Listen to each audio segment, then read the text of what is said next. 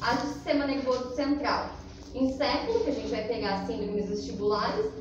Coluna, doença de disco intervertebral, trauma, síndrome de Wobler, embolia, mielopatia degenerativa, discoespondilite, raízes nervosas, caldequina, avulsão de plexo braquial, nervos periféricos, as polirradículos neurites, intoxicação por organofosforados, junções neuromusculares, miastenia, botulismo, hipo. Bom, vamos lá. Síndrome vestibular, então, periférica, só vou dar uma relembrada aí. É uma doença, então, idiopática senil, geralmente ocorre aí por otite crônica, que foi o que eu comentei com vocês. O paciente vem com alteração ortopédica, neurológica, para você tratar, e às vezes acaba sendo um achado dentro do seu exame clínico. Ele vai ter inclinação de cabeça, marcha em círculos, queda, rolamento, nistagmo, mas muitas vezes o que mais vai chamar atenção mesmo é essa inclinação de cabeça, que o dono não percebe, acha que é o jeitinho do paciente. A vestibular central, que é uma afecção já de tronco encefálico. Por afetar o tronco, eu vou ter tanto inclinação de cabeça quanto alteração na marcha. Esse paciente não vai conseguir se manter em posição correta em relação ao ambiente, vai ter já déficit proprioceptivo, porque está afetando aí o tronco encefálico, que é onde saem os neurônios motores superiores, como eu tinha comentado com vocês. Nistagmo, alteração mental, e pode apresentar Horner. Aqui é uma paciente de trauma crânioencefálico, que ela veio para o serviço de físio por conta do trauma, que após o trauma ela só fazia movimentos em círculos aí para a esquerda. Então, o que eu fazia com essa paciente era muito exercício para a direita. Eu tentar estimular ela a corrigir aí o posicionamento da cabeça, reeducar o sistema nervoso central dela. Síndrome de Horner, quando vocês pegarem, então eu vou ter uma ptose palpebral, enoftalmia, miose de uma pupila e midríase da outra. Ele vai acontecer toda vez que eu tiver uma lesão da inervação simpática do olho. Tem 3 locais que podem acontecer que eu vou ter esse tipo de lesão quando o paciente chegar.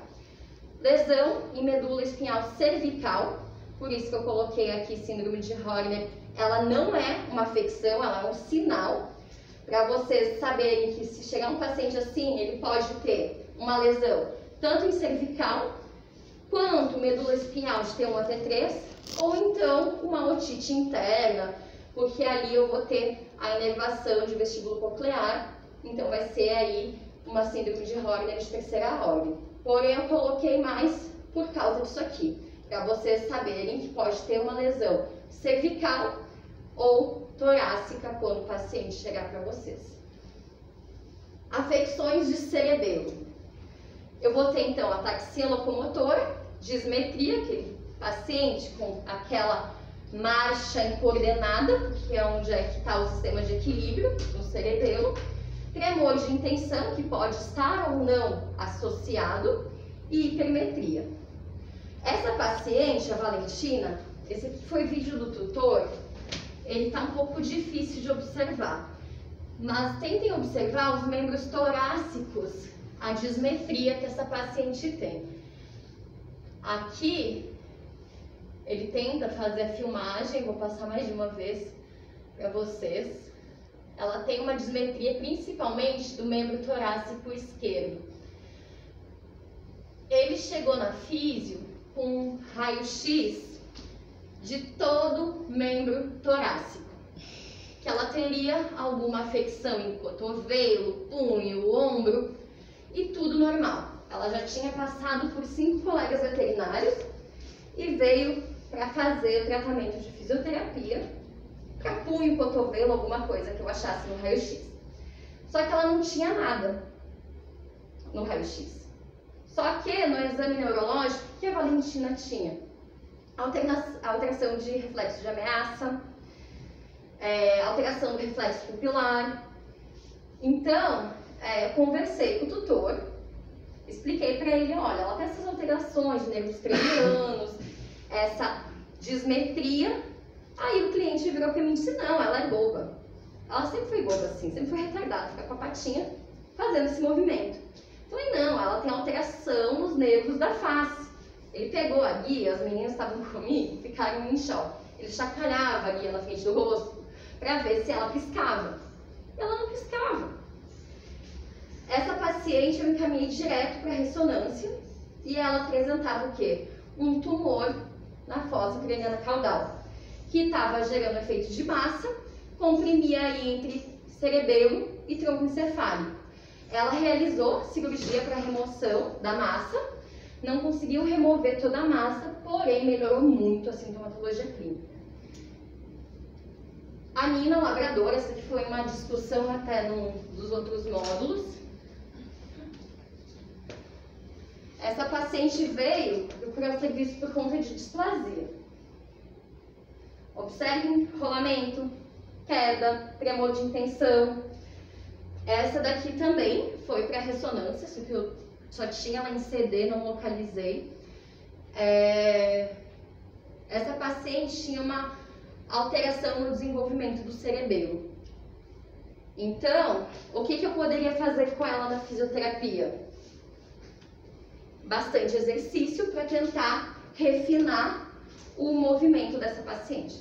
Os exercícios, eu vou tocar a parte da tarde só em exercício de reabilitação neurológica, para não precisar ficar colocando aos pouquinhos aqui durante a palestra.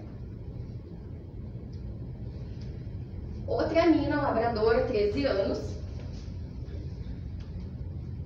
Também, observem a ampla marcha dela. Essa dissimetria aí. Também ela tinha inclinação de cabeça para o lado contralateral também, a marcha bem alterada do membro pélvico. Isso aí é síndrome paradoxal, que a gente chama, que o nervo craniano vai estar alterado de um lado e as reações posturais do outro.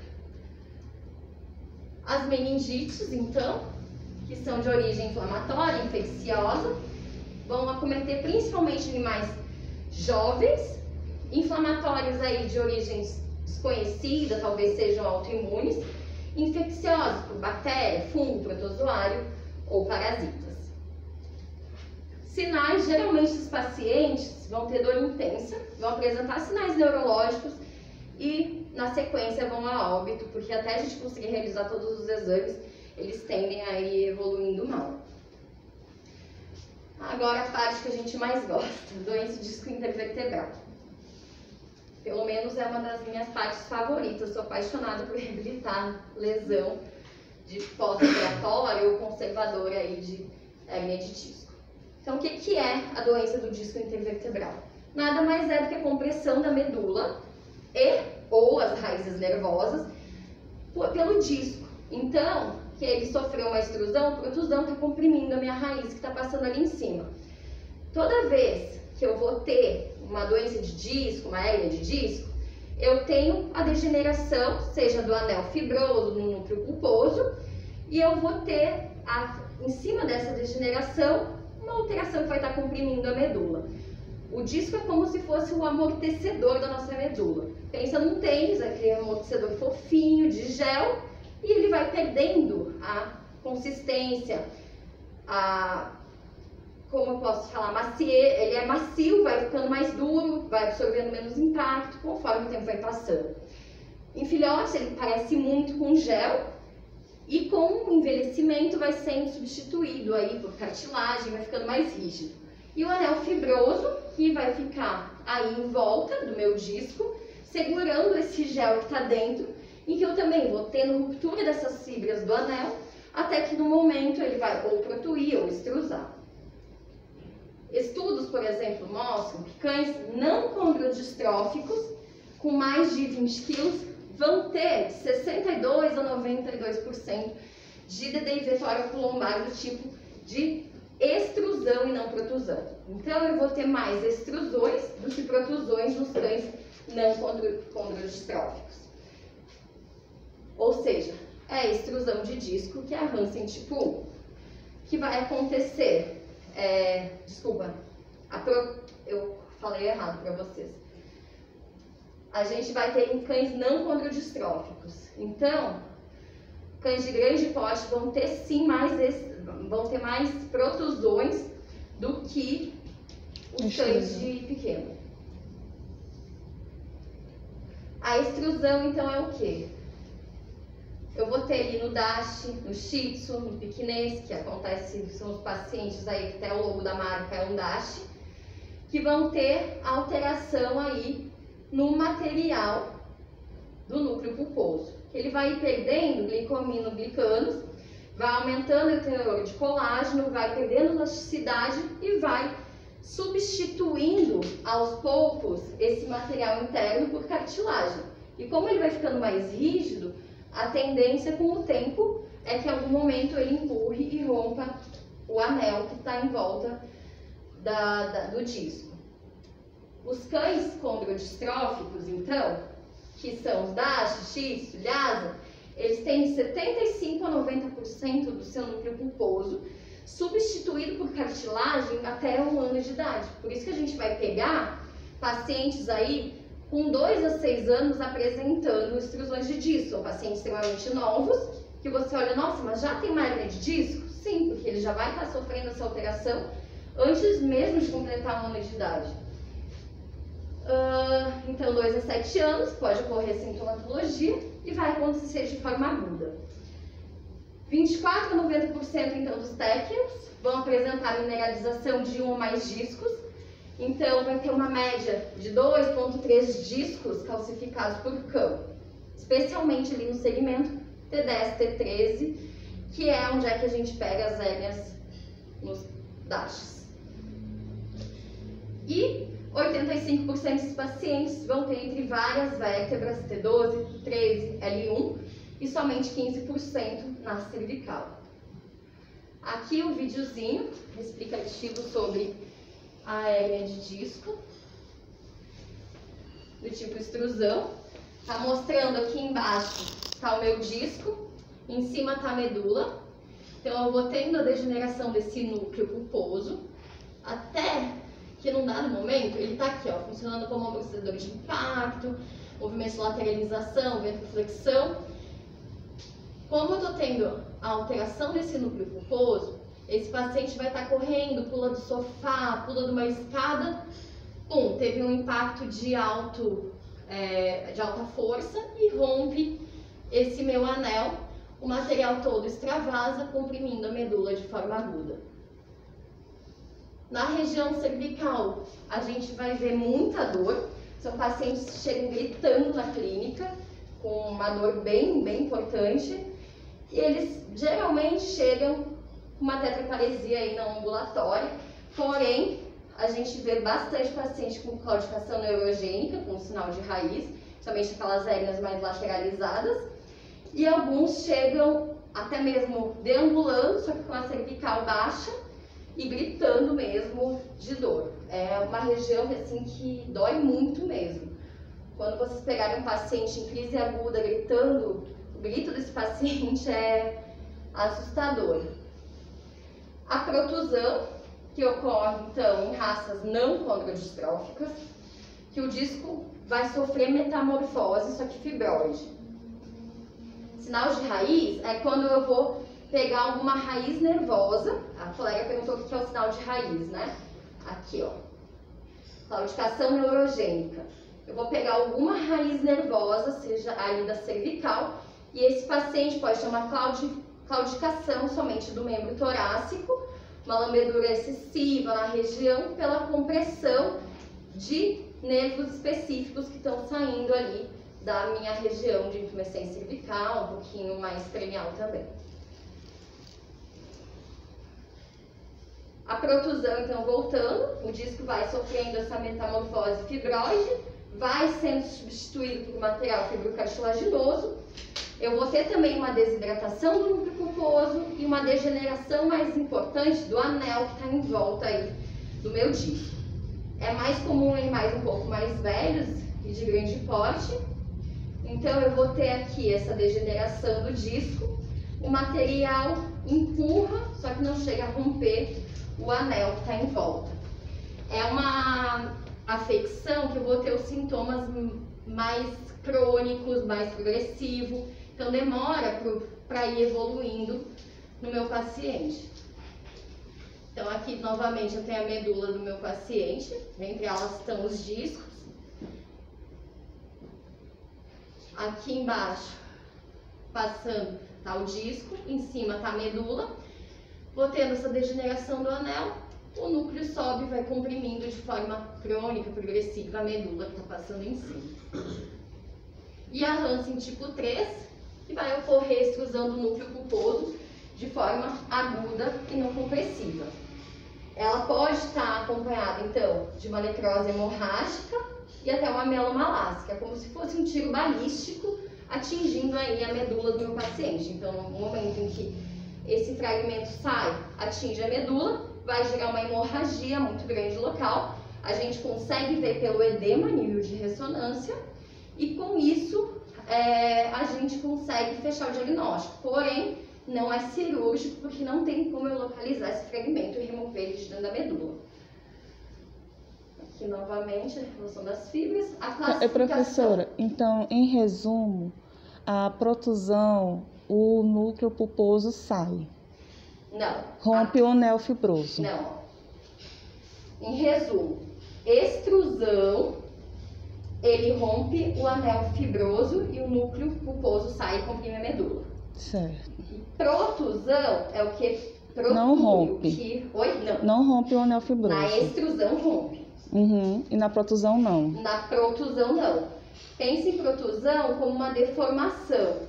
Tá protuindo, tá abaulando o meu anel. Então, na protusão não rompe o anel, ele só tá o material deslocando e como esse anel não tá segurando, o que ele faz? Ele tá empurrando o anel para cima e comprime a medula.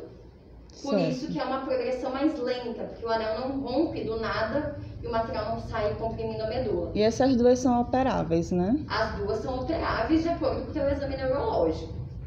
Então, Tá. Você vai ter que avaliar o paciente e ver se é indicativo ou não de cirurgia. Atualmente, pacientes aí com paraparesia, que já tem alteração aí de dor superficial, só o fato de ter uma paraparesia já são indicativos de cirurgia. Porque assim, nos cursos que eu estava vendo em Jaboticabal, o pessoal não gosta de colocar de cara o paciente na mesa só com uma paraparesia se ele tiver presença de dor superficial. Ele tá ali, perdeu tudo, só tem a dor profunda, o pessoal ainda tenta fazer conservador, que é aquela coisa. O paciente manteve a profunda, tá? Dor profunda que tá uma fibra bem interna da coluna, tá? Deixa eu chegar nela aqui, fica mais fácil, ó. A dor profunda, bem interno, que seria o último sentido a perder. Esse paciente ainda tem a dor profunda. Eu consigo, muitas vezes, realizar o tratamento conservador. Esse paciente evolui bem com analgésico, anti-inflamatório, fisioterapia, acupuntura, e eu não preciso operar. Por que eu vou pegar um paciente que eu sei que evolui bem, colocar numa mesa, com o risco dele morrer, ou de eu dar uma futucada ali na medula e ele nunca mais voltar a andar? Então, o pessoal ainda mantém esse paciente que não perdeu a dor profunda no tratamento conservador. Só que, se esse paciente eu não estiver conseguindo controlar a dor, já estiver internado com medicação, eu não estou conseguindo controlar a dor, eu vou operar. Ou eu não estou tendo uma evolução significativa, eu também vou operar. E se esse paciente perder dor profunda, não tem discussão, é cirurgia, não tem o que fazer.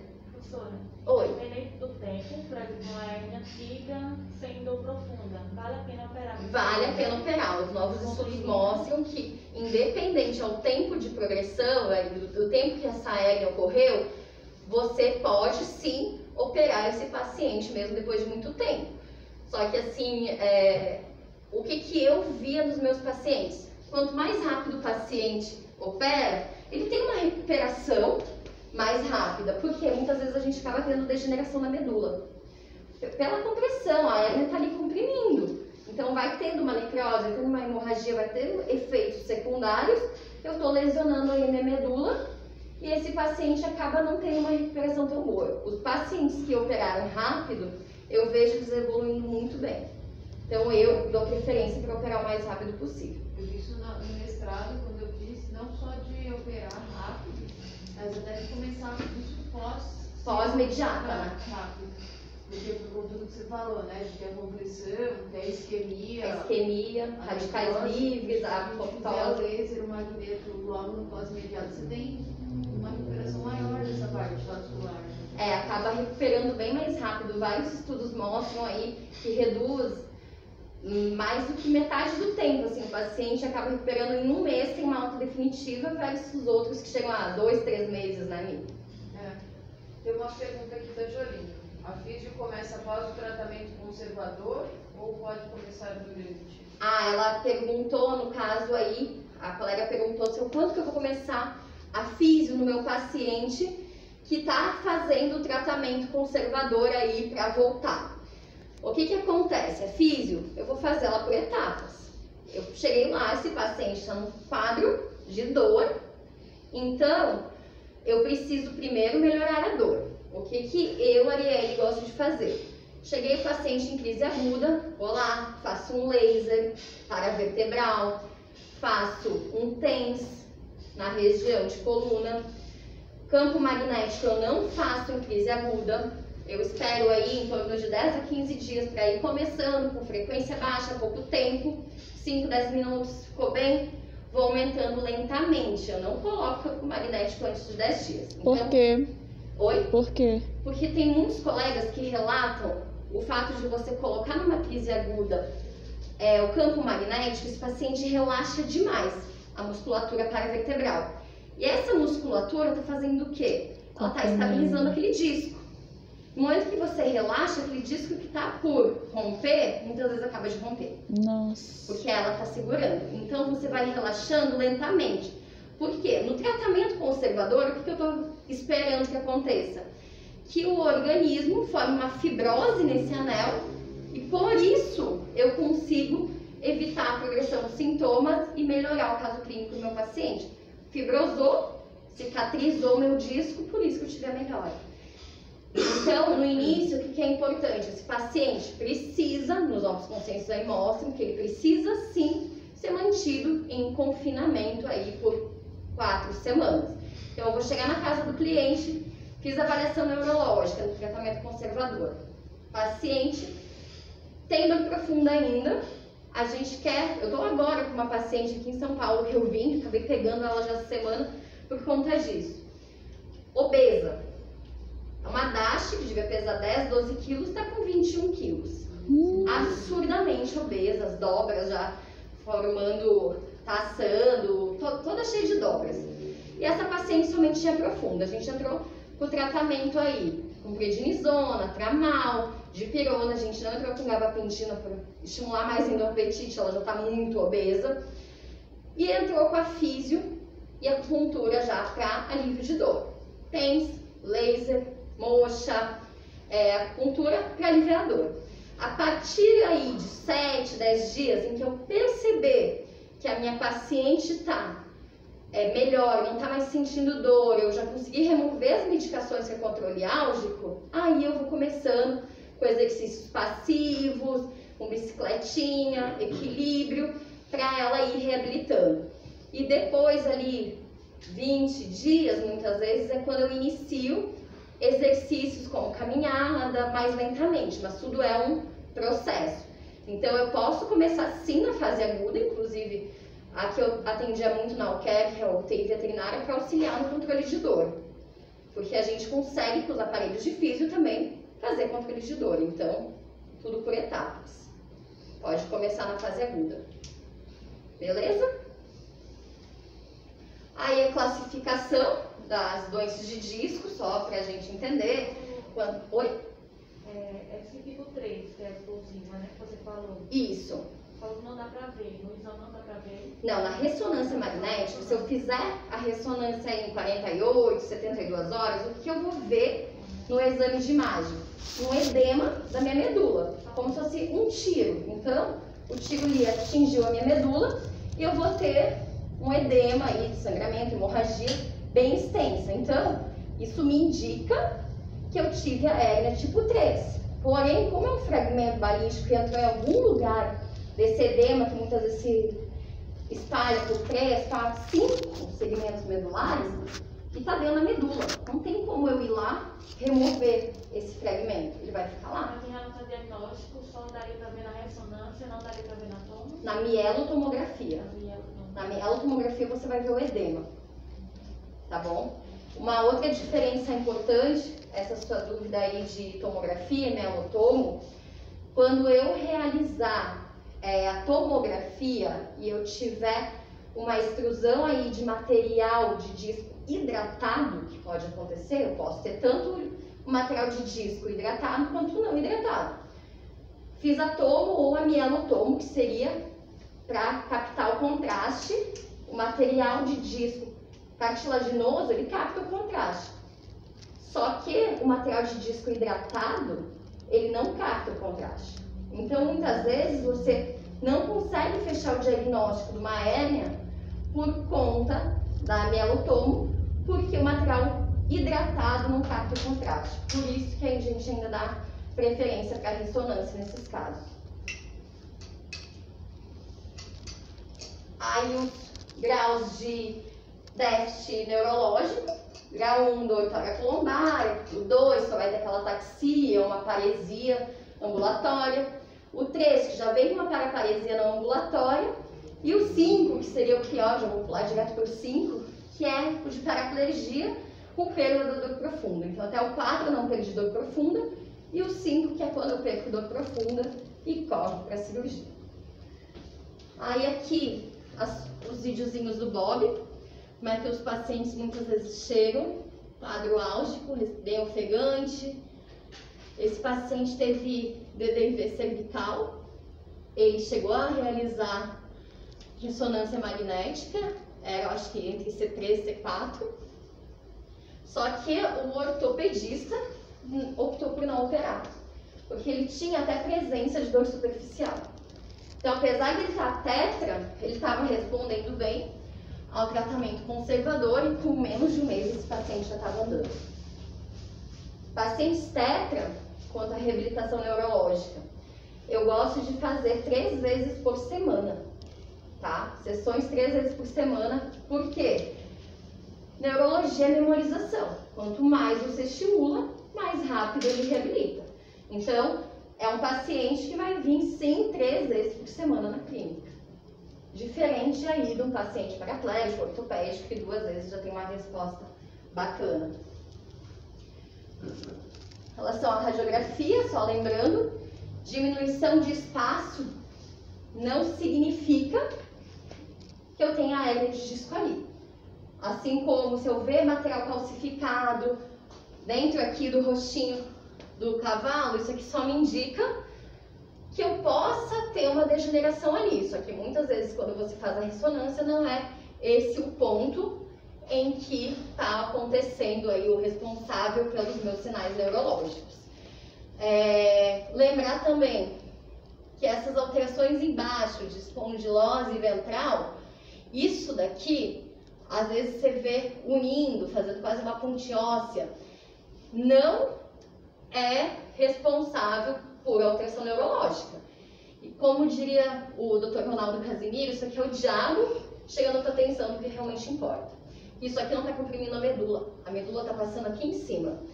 A espondilose ventral é só como se fosse uma tentativa do organismo de estabilizar aquela região ali de instabilidade. Então não causa sintomatologia neurológica.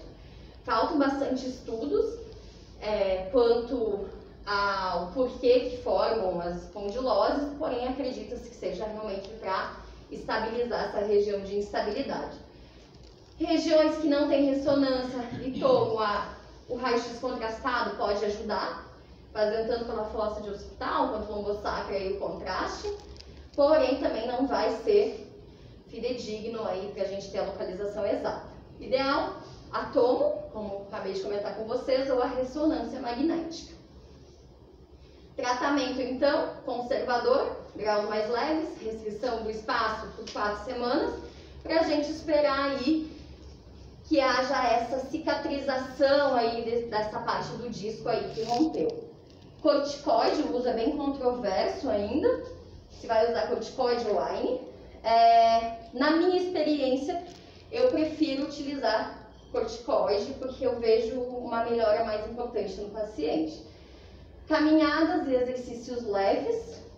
E por que eu vou dar o corticoide? Ele diminuiria aí o edema vasogênico que está gerando a medula. Esse protocolo aqui é de uma palestra recente aí do Dr. Ronaldo Casimiro, que eu estou utilizando nos meus pacientes e acho fantástico. Você começa com dose alta de prednisona, de 1 mg a quilo, uma vez por dia durante 10 dias. Depois você vai para meio, também CID, mais 15 dias. E depois meio a cada 48 horas por 15 dias. Junto você associa um protetor gástrico e, claro, leve em consideração se esse paciente já não tem algum problema gástrico, se você vai poder entrar aí por tanto tempo de prednisona. Porém, esse protocolo aqui, eu vejo assim, um grau de recuperação do paciente muito boa mesmo. Eu gosto muito de utilizar e associei com fisioacupuntura para a gente ter uma resolução mais rápida do caso do paciente. As descompressões, então, que podem ser feitas, você deve fazer ou não fenestração profilática. Essa parte de fenestração, só para falar, que tem recomendações tanto contra, a favor. E o que é fenestração? É a remoção do disco adjacente ao local que extrusou. Vou mostrar para vocês um caso.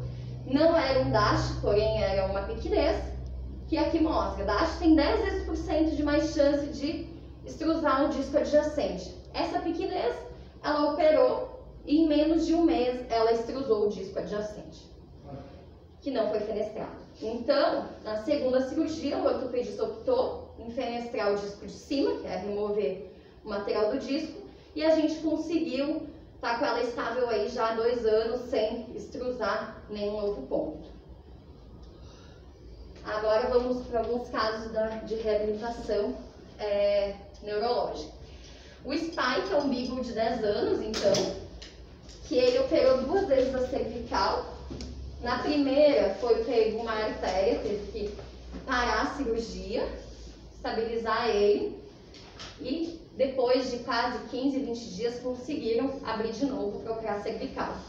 Então ele é um paciente, observe o membro torácico na foto da direita, como está bem encurtado, ele tinha muita contratura muscular, porque ele passou muito tempo até a cirurgia, foi quase 1 mês do início dos sinais clínicos até conseguir operar esse paciente. Então ele já chegou com muita contratura, muita dor cervical na clínica e tetraplégico, né? Eu coloquei a foto do Mabu, que eu não tinha uma foto do Spike para mostrar ele fazendo fototerapia. Então eu comecei o tratamento do Spike aí com fototerapia para gerar um relaxamento nessa musculatura cervical, muito laser, muito TENS, tanto aí cervical quanto na musculatura de tríceps, que estavam muito contraturadas, e também realizava bastante TENS. Alongamento, massagem, entrei soltando. Conforme começou a soltar, entrei então com um campo magnético para conseguir gerar mais relaxamento muscular ainda. O infrassom pode ser usado? Pode. Na época eu não tinha o infrassom. O infrassom eu utilizaria facilmente em membro torácico. Ele solta muito bem musculatura contraturada aí de membro torácico. Eu poderia usar tanto o infra quanto o ultrassom também. Só que o ultrassom, o ruim seria que eu ia ter que ficar fazendo tricotomia dele toda a sessão. Então eu daria preferência para o infrassom, atualmente. Esse paciente foi evoluindo bem, conforme ele foi voltando, eu fui fazendo exercício de equilíbrio em bola, com fez, em que eu coloco o fez aí em ponto motor e na musculatura que eu quero tratar. Eu começo geralmente em musculatura flexora. Após 2 semanas eu começo a estimular a extensora. E aí, exercícios de descarga de peso para ele conseguir primeiro se manter em estação. O paciente só vai voltar a andar a partir do momento que ele consegue aguentar o peso do próprio corpo. Se eu não conseguir fazer ele aguentar o peso do próprio corpo, eu não vou conseguir fazer ele voltar a andar. Então, eu consegui fazer ele ficar em estação sobre bola, fazendo em associação aí a eletroestimulação neurofuncional, eu vou ganhando massa muscular. Depois eu vou entrando com exercícios Aqui os cavaletes são mais altos aí para estimular a amplitude de movimento.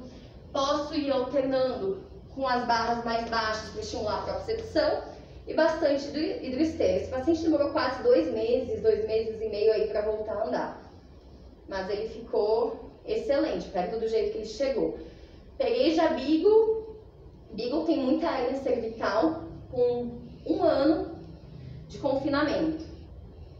Porque tinha hérnia, a dona não queria gastar com fisioterapia, então ela chegou absurdamente atrofiada, tinha crises recorrentes. Aí quando ela cansou de ficar medicando o cachorro por quase 1 ano, aí ela trouxe para o serviço, a gente conseguiu reabilitar e remover todas as medicações aí. Porque 1 ano com anti-inflamatório e analgésico, a gente sabe que as consequências não são boas. Aqui o Spike realizando o hidro. No início, começo também a altura mais alta, uma velocidade melhor, ele precisava de treino de marcha no início. Depois, ele foi evoluindo e foi conseguindo deambular sozinho. Conforme ele vai aguentando o peso do próprio corpo, o que eu vou fazendo? Eu vou diminuindo também o nível da água para ele ganhar musculatura. E daí, quando chega nessa fase final, o que eu gosto de fazer? Alternar entre nível do joelho, para ganhar massa muscular, e nível do tarso, para estimular a propriocepção. Então, você vai fazendo ambos os níveis para você ir melhorando a recuperação do paciente. Potinho de comida, sempre alto, principalmente nesses pacientes aí de cervical. É um manejo importante de lembrar. E o dia da alta dele andando super bem. Já estava bem fortinho, já não tinha mais nenhuma alteração neurológica. O Billy é um Spitz, né, entre aspas, de DDIV cervical. Ele fez ressonância magnética, mas eu passo para vocês ali o resultado do exame. O Billy veio com apenas... tem uma pergunta no chat. Qual? Paciente com alteração cervical sem cirurgia tem alguma contraindicação dos exercícios? Tem. Paciente sem cirurgia, ou até mesmo com cirurgia de cervical, eu não gosto de colocar para fazer natação, porque no momento que eles vão nadar, eles tendem a forçar muito a cervical e acabam piorando aí a tensão muscular, pode piorar a dor. Então, é um exercício que eu gosto de cuidar bastante. Mesma coisa quando eu for fazer exame neurológico, eu não vou fazer com a mão do paciente que eu tenho algum suspeito de cervical. Eu vou pegar um petisco e vou fazer ele seguir o petisco. Eu não vou chegar lá e virar o pescoço para ver onde está doendo, porque aí eu posso piorar a lesão. O Billy, então, chegou assim.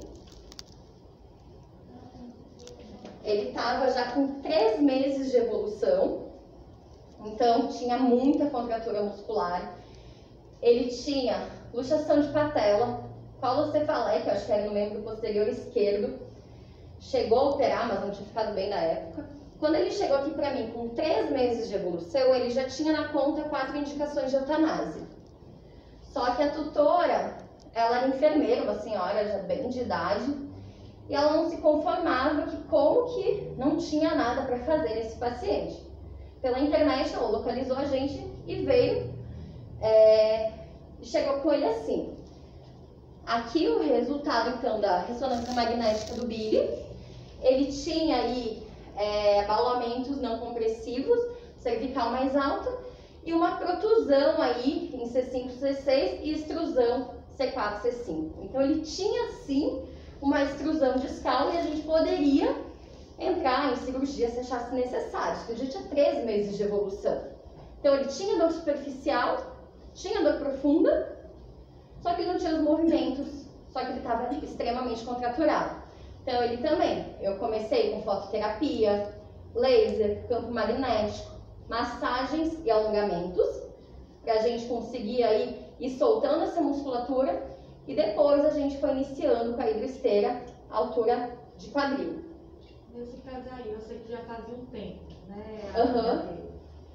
Mas poderia usar o magneto apenas no local, por exemplo, em outra região externa do pescoço para... É que ele é muito pequeno, então o magneto vai pegar ali todo. Não, por exemplo, um tom grande. tá com a... Pode. Nele eu usei logo de cara o magneto, porque era já tipo 3 meses de evolução. Se fosse um cão grande, poderia usar numa outra parte, sem ser na estrutura do pescoço? Se for bem longe, até usaria. Mas um cão pequeno não, porque vai chegar na cervical. Mas ele, como já estava com 3 meses de evolução, eu acabei utilizando, comecei com frequências mais baixinhas e foi aumentando aos poucos. Porém, eu entrei também com analgesia, que esse paciente não tinha um controle álgico importante, e com Miozan, que é um relaxante muscular aí, que eu gosto muito de utilizar para auxiliar no relaxamento da musculatura. Aí o Billy, aqui ele já estava fazendo somente treino, acho que em torácico nesse vídeo. Inicialmente a gente começou pélvico e torácico, aí ele foi voltando mesmo pro pélvico, continuamos fazendo em torácico. Em casa, pedi para a tutora fazer como se fosse uma cadeirinha de rodas para conseguir manter ele em estação e estimulando ele em casa também. A Bruna perguntou, havia espasticidade nele? Ele estava espástico ainda, ele estava bem contraturado de tanto tempo aí sofrendo de espasticidade não tratada, não feito uma analgesia adequada. Ele era bem espástico. Laser, bastante laser. Exercícios então também de disco, almofada de estimulação central, do disco famoso, que eu vou ficar raspando o membro sobre o disco 10 a 20 repetições, 3, 5 vezes por dia em casa. Eu falo para o dono fazer em cima de um tapete de capacho, para eu ficar estimulando fibra sensitiva e as fibras proprioceptivas ao mesmo tempo, que a gente sabe que está ali em cápsula articular, músculos, tendões e ligamentos. Então eu realizava muito exercício de disco, eletroestimulação também em estação. Se é para fazer no chão, eu não faço eletroestimulação. Eletroestimulação eu só faço em estação. Então, pacientes grandes, sempre com auxílio de algum estagiário. Aqui é vídeo, então deixa eu passar aqui para vocês. Passa bastante pressão contra o solo para raspar mesmo a patinha. Não faz mal se chegar a machucar, conversa com o cliente antes, que eu quero estimular tanto sensibilidade quanto fibra proprioceptiva. Exercício de tábua. Eu quero mesmo que esse paciente tenha dificuldade de cair. Não vou botar o paciente em cima de uma tábua para ver ele estático. Eu tenho que desafiar. Então eu quero que ele desequilibre. Não quero aquele vídeo bonitinho de Instagram, olha como ele está equilibrado. Eu quero ele caindo mesmo. Eu quero ficar desafiando essas articulações o tempo todo. Exercício aí de propriocepção, de obstáculo, altura do tarso. Para quê? Para ele ficar batendo o membro sobre o obstáculo e com isso estimular o reposicionamento. Aqui já próximo da alta, a água também na altura do tarso, para estimular aí o reposicionamento do membro. Eu já estava tentando fazer um refinamento, que ele ainda tinha bastante alteração de propriocepção e membro torácico. Lembrando sempre de ficar estabilizando a coluna, nem ele de problema ortopédico ficava caindo de um lado para o outro. Eu não quero uma lesão nova, então fica ali estabilizando a coluna desse paciente. O Billy, eu acredito que foram uns 3 meses e meio, 4 meses, porque ele já veio com bastante alteração neurológica. E também, paciente tetra, eu gosto de começar com 3 vezes por semana. Aqui o dia da alta do Billy, correndo, brincando.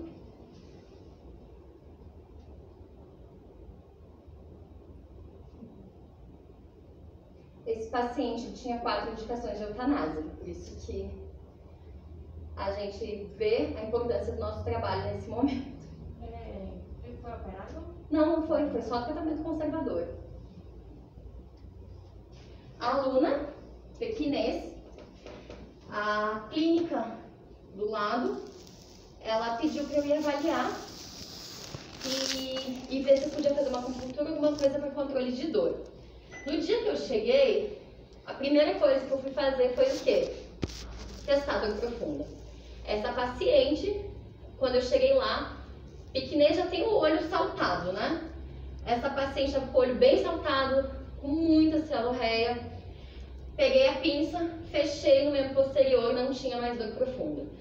Isso era um sábado, 2 da tarde. Então, a gente conseguiu, porque ela tinha contato com o Dr. Célio, do Cães e Gatos, que ela foi funcionária dele, encaixar uma ressonância de urgência para domingo, 4 da tarde. Então, ela fez a ressonância no domingo, 4 da tarde, saiu da ressonância, o colega aí da ressonância ligou para o ortopedista e falou a localização da lesão, se eu não me engano aqui estava L3, L4, extrusada para o lado esquerdo, a gente operou essa paciente no domingo, 7 da noite. Então, corremos, ela ficou super bem no pós-operatório. Aqui, ó, já é o segundo pós. O primeiro vídeo era o primeiro, esse vídeo era o segundo pós. Estão vendo a cicatriz, né? Essa paciente foi a que eu comentei com vocês que depois de um mês ela extrusou um ponto acima a lesão anterior. Aqui, um videozinho da ressonância. Deixa eu pegar aqui. Vão observando ali o mouse, que o Dr. Célio mesmo está passando, e ele vai mostrar o ponto em que ela extrusou agora, ó. Já fazendo a contagem das vértebras, ali onde é que está passando agora, onde é que foi aberto anteriormente, e agora ela extrusou um ponto acima em que eu vejo um abaulamento da medula. Aqui eu vejo a medula sendo comprimida. Ele está mostrando, ó, tá subindo e comprimindo. De novo, ó.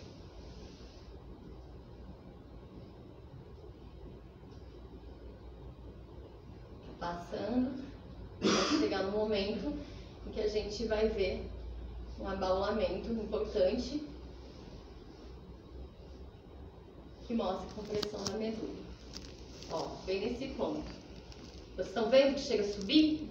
Não tá reta? É o ponto que ela extrusou depois. Essa paciente, na segunda cirurgia, teve deiscência de pontos. Então, realizado o treino de marcha na esteira seca mesmo. Subia a esteira e fazia na esteira seca mesmo. Porque essa paciente foi quase 2 meses para fechar a deiscência de pontos. Eu não ia ficar fazendo só aparelho esperando ela atrofiar. Então, aí com 15 dias, eu geralmente começo aí a esteira, que é quando a gente remove os pontos. Então, como a gente não podia fazer esteira apática, eu fiz esteira seca. Disco de equilíbrio. Essa tábua redonda eu gosto bastante, porque você consegue fazer várias posições. Essa paciente ficou com o membro posterior esquerdo, que foi o local em que a hérnia lateralizou na primeira vez, bem espástico como sequela. Fazia também campo magnético, laser. Aqui já ela conseguindo andar.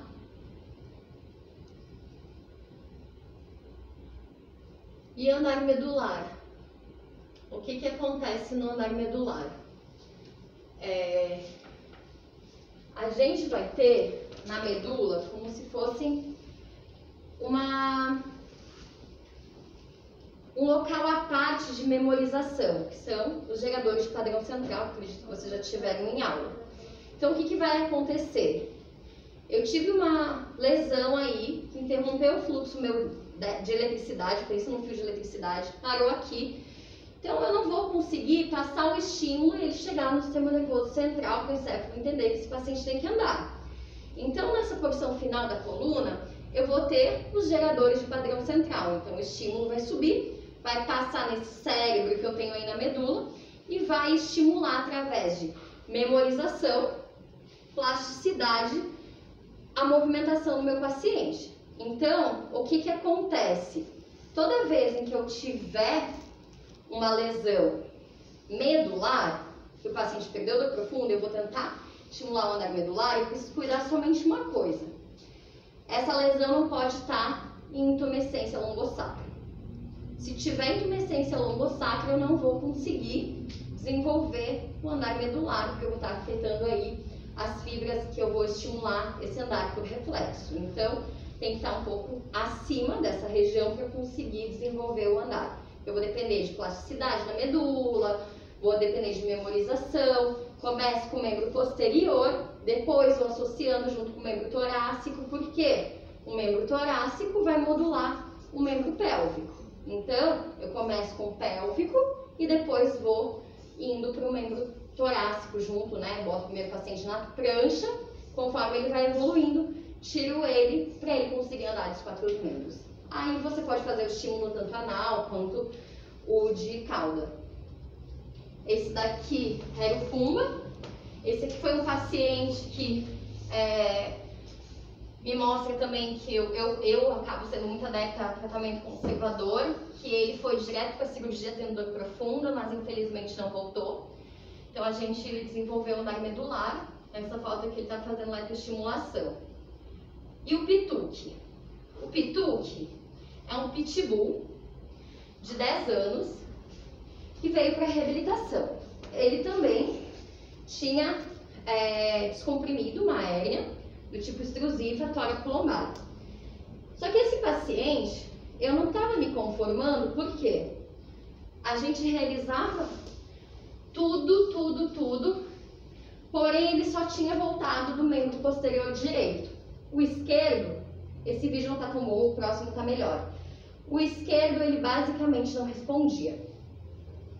Então eu estava bem inconformada, porque a gente tentava de tudo, e olha como é que estava o membro posterior esquerdo. Ele não conseguia ter o movimento que nem no membro direito. Então, o que eu fiz? Mandei esse paciente para ressonância magnética. Esse paciente, vocês vão observar, toda essa região aqui, ele tem o que a gente chama de hipersinal. Isso aqui me indica um edema, teve uma hemorragia nesse paciente, provavelmente no pós-operatório ou na extrusão do disco, e ele teve uma degeneração a nível medular. Como ele teve essa degeneração a nível medular, eu não conseguia mais evoluir, porque provavelmente as fibras do membro esquerdo degeneraram. E apesar do tempo de evolução, elas não voltaram, né? Então é só pra gente entender também que às vezes não é a gente que não tá fazendo tudo. Às vezes, infelizmente, o paciente teve uma sequela e por conta dessa sequela, que o exame mostra que a gente não vai conseguir evoluir. Então para. Oi?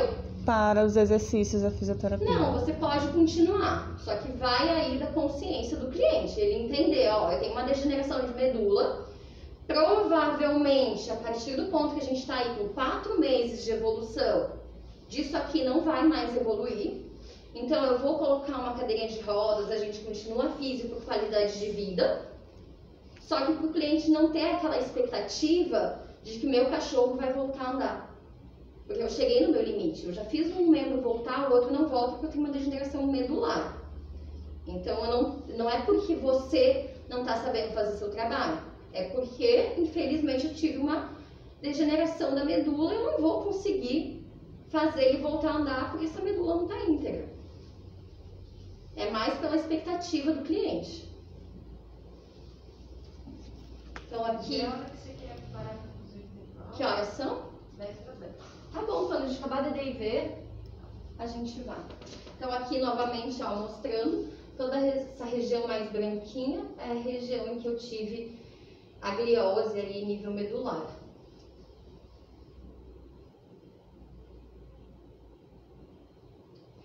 Coelhos que também fazem hérnia de disco, tá? Geralmente também protusão. Eu coloquei mais por curiosidade. Eu trato ele que nem um cachorro. Só que qual que é a diferença no tratamento de um coelho? Eu tinha uma colega aqui da clínica Tucã, ela era só de silvestre, ela me passava todos os coelhos para fazer fisioterapia. Então o que a gente acabava tendo de cuidados? Coelho, frequências mais baixas de magneto, menos tempo, 10, no máximo 15 minutos. Começava com 5, Laser também, frequências mais baixas. Eu tenho que lembrar o quê? Que o metabolismo do coelho é mais rápido, então eu vou fazer tudo menos. Eletroestimulação eu não fazia, porque o coelho estressa também. Então eu tentava fazer um obstáculo com ele, com caixinha na frente, às vezes ele seguia. E a hidroesteira, lembrar como que é a marcha do coelho, que você vai ter que imitar a marcha dele se você quiser fazer um treino de marcha. E um dos principais cuidados que vocês precisam ter com o coelho na hora da secagem. Os coelhos que eu atendi todos, felizmente, voltaram a andar. E tinha um deles, como ele demorou um certo tempo, o pelo ficou bem queimado pela incontinência urinária dele, estava com bastante nó, estava bem fedidinho. No último dia de sessão, a tutora me pediu que ela queria dar banho na clínica. Só que eu gosto sempre de ligar para o veterinário responsável, ainda mais um coelho, para saber que cuidado eu preciso ter com o coelho. Quando eu liguei, ela falou, não, eu quero como se um ofurô, com água a tantos graus, vai ter um veterinário lá o tempo todo, nananã. Bom, não vou dar banho aqui, vou mandar de volta.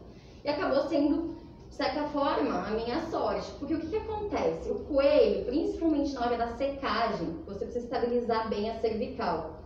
Porque o coelho, ele faz o que a gente chama de efeito chicote.